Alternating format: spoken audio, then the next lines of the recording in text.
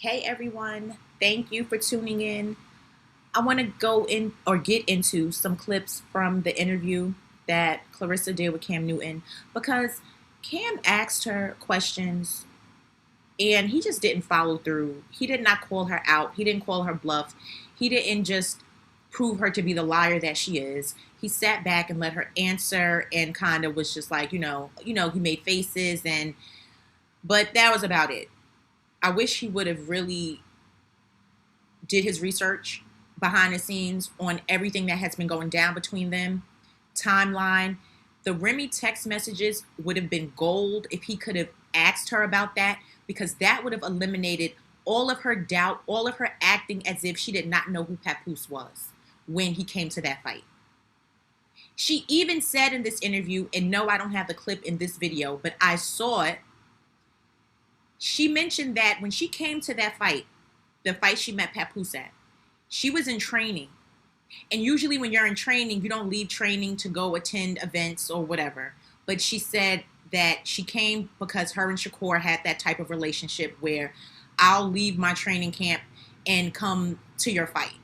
But I really think she came, left training camp, and came to that fight knowing Papoose was going to be there. I think that is really why she came and left training to come to that fight, to meet him in person, because they had already been talking. You know how when you talk to somebody, hadn't met in person yet, and it's like, okay, we got to finally meet up. We got to finally meet each other in person. And I think that's what it was with them. They were already talking, but they probably haven't met in person. I'll give them that, even though I believe otherwise. But let's just say, you know what? They hadn't met in person yet. They were talking in the DMs or whatever the case was, and he came to the fight, and she was aware that he was coming to the fight, even though that could have possibly been their first time meeting in person. It's just the stories just do not add up. So let's get into this first clip where she speaks about meeting him at that fight. And Cam Newton's question was great, but I just wish he would have pried more into it and followed up with another question and just really stayed on that question for a minute, because she sounded really crazy and she sounded like a liar. So let's get into this first clip. Pat was probably like a little bit diagonal, probably a row in front of me. He was cracking up, and he kept talking to me. And then at the end, I do interviews with everybody, and I was by myself. Like you said, you like going by yourself?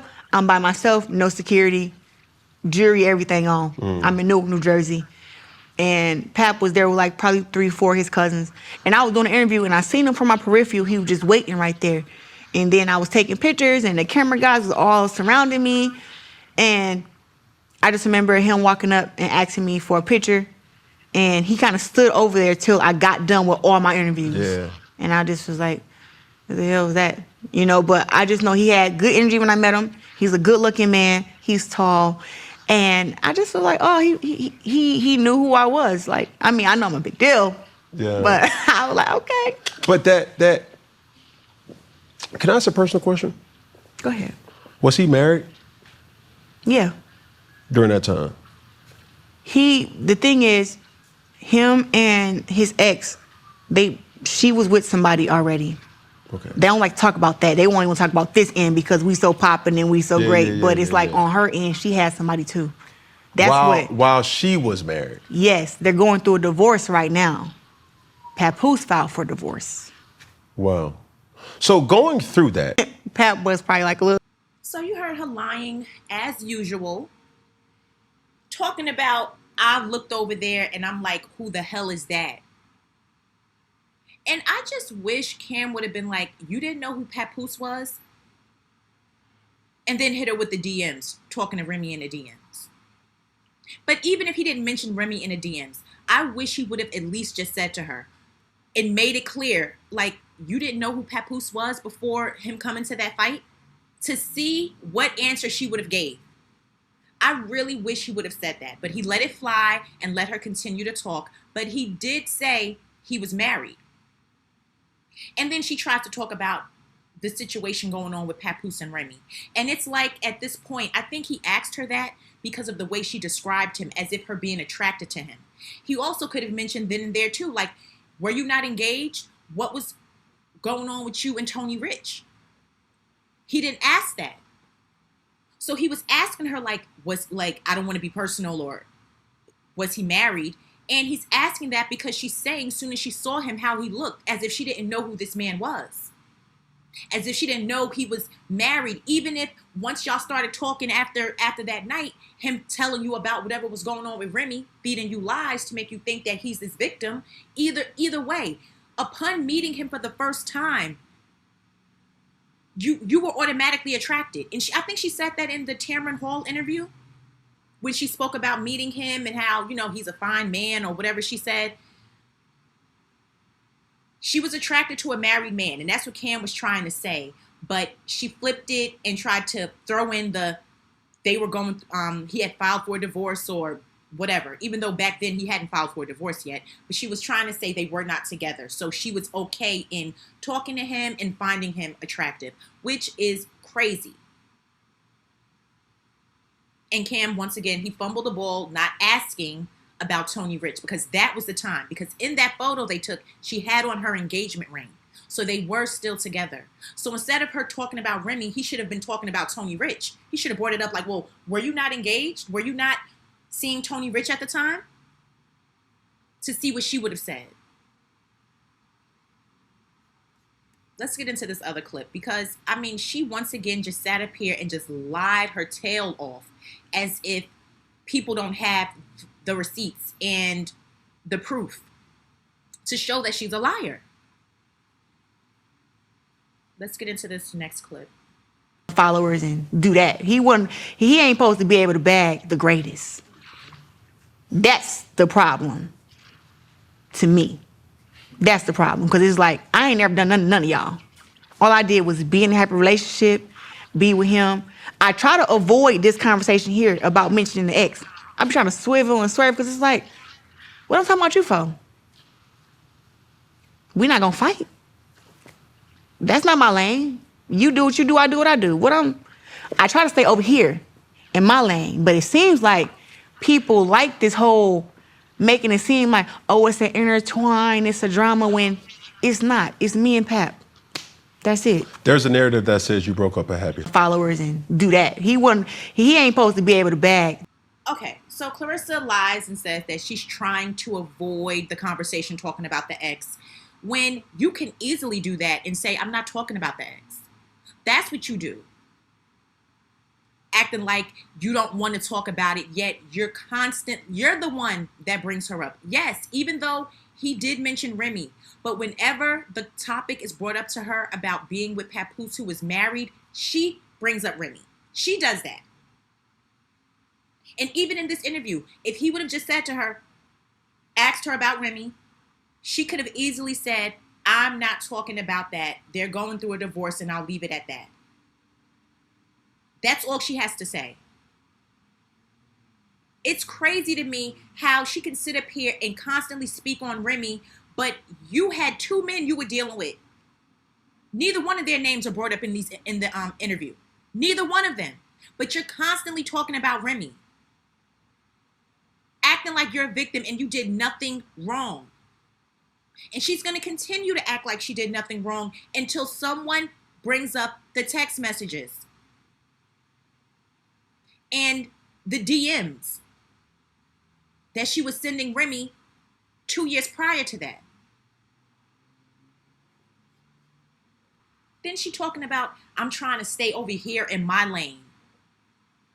Until that man is divorced, you don't have a lane. You want to be in her lane. That's where you want to be. Then she says, we're not going to fight. Claressa, I really think that is what you want to do. I really think so. I really think you want to take your anger and frustration and jealousy and hatred out on Remy. That's what you exactly want to do. And while she's sitting here trying to act all innocent, like she doesn't bother Remy or say anything about Remy, this was another chance for him to mention, well, you're in comment sections calling her a washed up rapper, the things that she says online.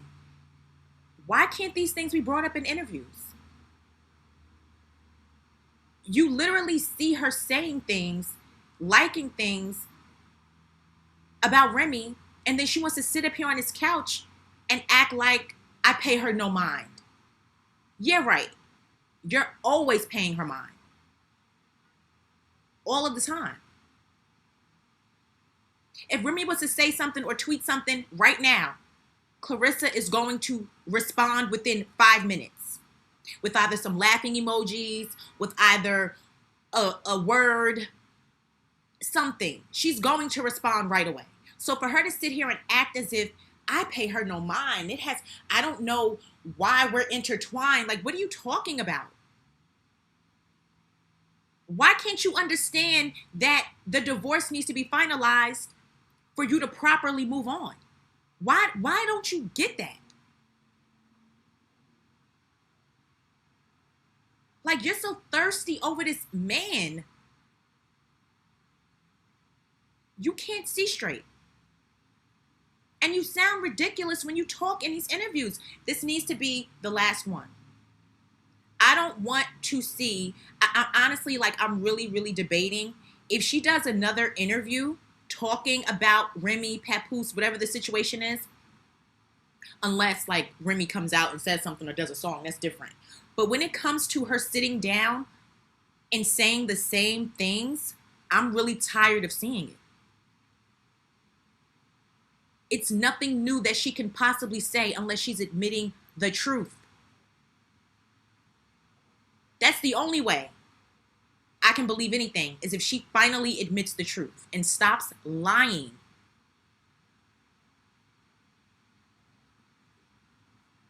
There's one more clip of this that I want to get into. Let's get into it. Relationship and your sanity as a person. When a person says, hey, girl, you stupid, do you care to explain? I'm 31 years old, and I've lived a life that a lot of these women who comment on me could never live. And when I say that, I've been engaged. I didn't get married. There, right? No domestic violence relationship. I don't let men hit me, mistreat me. My mom crack a joke and be like, every time my sister Brianna have a kid, I get a new boyfriend. My mom crack a joke like that. All my sister kids are 3 years apart. And my time with guys have been 3 years, and I'm like, oh, done. Out of here. So, with that being said, I have done what's best for my life, and I know how to choose a man who's good for me. I'm not a person that think that every relationship will work out. It's not. People talking about car crashes and airplanes. Oh, there's so many more car crashes than airplanes, where there's many more breakups and divorces in the world than anything else. I don't know why it's such a big topic. To me, it's like, it's so petty. People make this be a big thing when it was like, she's over there living her happy life.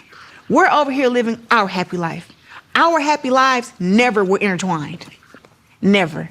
So it's like when I hear this stuff, I think that women... Y'all see how crazy she sounds? Do you hear?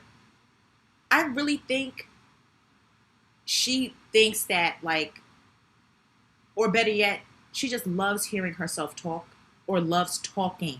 How about that?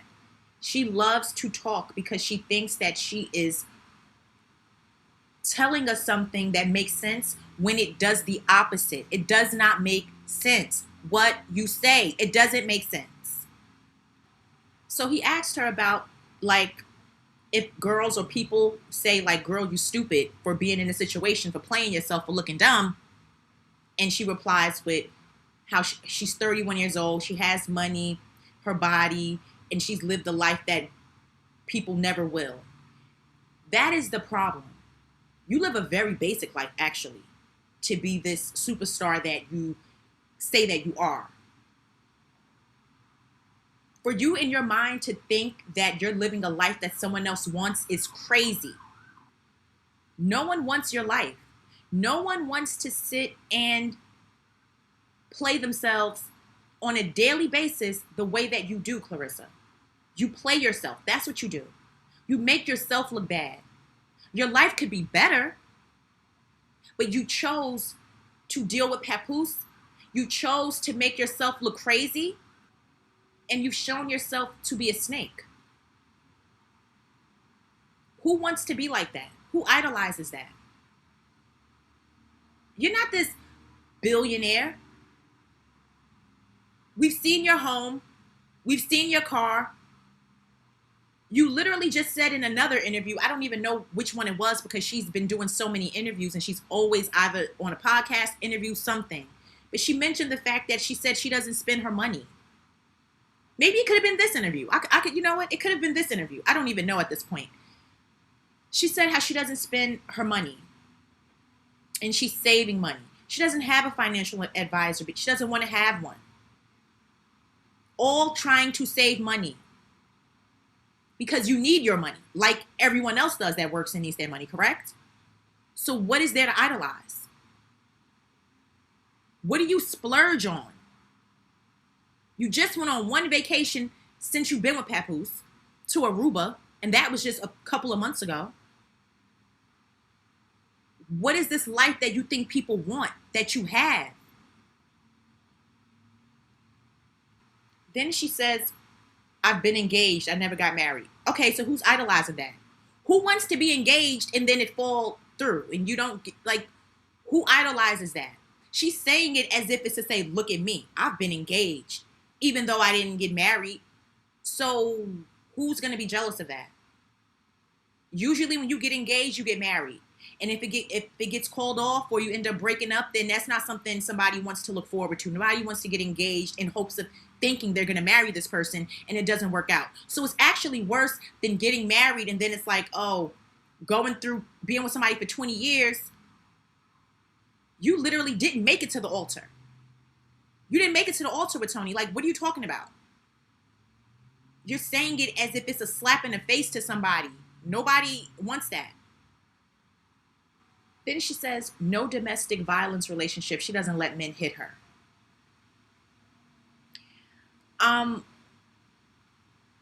Why would you say, like, what is the purpose of saying that and trying to prove a point of someone wanting the life you have? No female wants to deal with domestic violence. That's not something someone wants to deal with. So what are you talking about?